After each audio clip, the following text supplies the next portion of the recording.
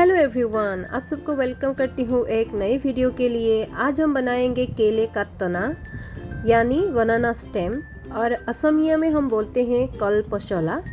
और इसको मैंने छिल लिया है अच्छी तरह से, और जो सॉफ्ट पार्ट होता है उसे निकाल लिया है। अभी इस तरह से हम इसे छोटे छोटे टुकड़ों में काट लेंगे। पहले बनाना स्टेम को हम साल में किसी भी समय खा सकते हैं और ये बहुत ही इजीली अवेलेबल होता है। हमारे असम में हर किसी के घर में ये बनाना स्टेम मिल जाता है।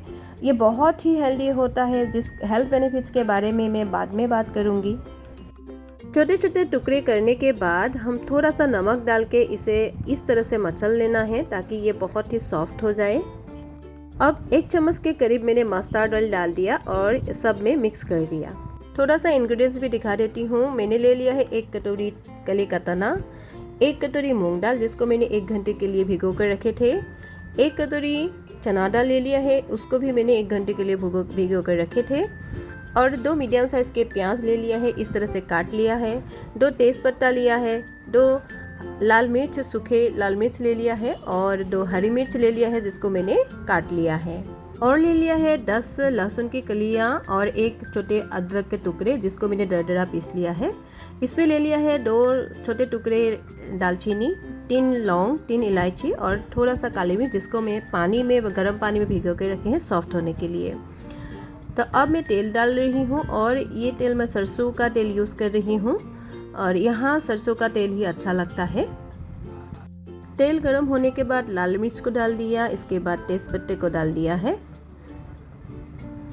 और अब डाल दूंगी मैं प्याज, और इसे थोड़ा समय के लिए भून लेना है ताकि ये हल्का सा ब्राउन हो जाए और ये सॉफ्ट हो जाए। यहाँ पर प्याज को अच्छी तरह से भुनना बहुत ही ज़रूरी होता है, इसका सुगंध बहुत अच्छा लगता है। तो अब थोड़ा सा 5 फोरन डाल रही हूँ। प्याज भुन गया है, अब डाल दूंगी लहसुन और अदरक के पेस्ट। 1 मिनट के लिए फिर से इसे भून लेंगे, और हरी मिर्च को मैं बाद में डालूंगी, अभी डालूंगी तो ये जल जाएगा तो अच्छा नहीं लगेगा। अब डाल रही हूँ चना दाल। चना दाल को मैंने 2-3 मिनट के लिए भून लिया है, और चना दाल पकने में थोड़ा समय लगता है इसलिए चना दाल को पहले डालना है। फिर अभी डाल रही हूँ मूंग दाल, और मूंग दाल को भी मैं 2 मिनट के लिए भून लूँगी।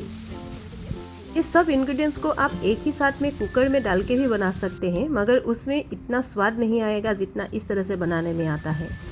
अब डाल दूंगी केले का तना, और जिसको अच्छी तरह से सब के साथ मिक्स करके भून लेना है 2-3 मिनट के लिए। स्वाद अनुसार नमक डाल देंगे, और हल्दी पाउडर, 2 चम्मच धनिया पाउडर, यहाँ धनिया पाउडर का इस्तेमाल मैंने ज़्यादा किया है, और 1 चम्मच के करीब जीरा पाउडर। और जीरा पाउडर यहाँ बहुत ज़्यादा इस्तेमाल नहीं करना है, नहीं तो ये टेस्ट खराब हो जाएगा। यहाँ पे बहुत ज़्यादा मसालों का इस्तेमाल नहीं करना है, नहीं तो इसका स्वाद बिगड़ जाएगा। अब थोड़ा सा गर्म पानी डाल के इसे ढक्कन लगा के 3 मिनट के लिए पका लेंगे। पानी का इस्तेमाल हम बाद में भी करेंगे, इसलिए थोड़ा सा पानी ही इसमें डालना है। ये 3 मिनट के बाद देखिए ये थोड़ा सा सॉफ्ट हो गया है। अब इसमें और पानी इसमें डाल देंगे, और पानी यहाँ मैंने गर्म पानी का ही यूज़ किया है। फिर से ढक्कन लगा के 5-6 मिनट के लिए पका लेना है। केले का तना का बहुत सारा हेल्थ बेनिफिट होता है। ये यूरिक एसिड में भी बहुत लाभदायक होता है, शरीर को डिटॉक्स करता है, वज़न घटाने में भी ये मदद करता है। अगर किसी के किडनी स्टोन है तो उसमें भी राहत मिलता है, किसी का हाई ब्लड प्रेशर है तो उसमें भी कंट्रोल होता है, और कब्ज़ में भी आराम मिलता है। किसी का एनीमिया प्रॉब्लम है तो उसको भी ये राहत मिलता है।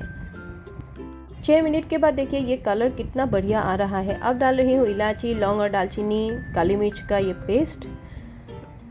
एक बार इसे मिला देंगे, और ढक्कन लगा के फिर से 3 मिनट के लिए एकदम लो फ्लेम में इसे पका लेना है। अगर इसमें आपको पानी की ज़रूरत है तो आप अपने हिसाब से इसमें थोड़ा सा पानी और डाल सकते हैं। केले का तना को आप बहुत तरीक़ों से खा सकते हैं, इस तरह से भी एक बार आप ज़रूर बनाकर खाइए, बहुत ही बढ़िया लगता है क्योंकि ये बहुत ही हेल्दी होता है, और इसका आप जूस बना के भी खा सकते हैं। तो आज के लिए इतना ही। Thank you so much.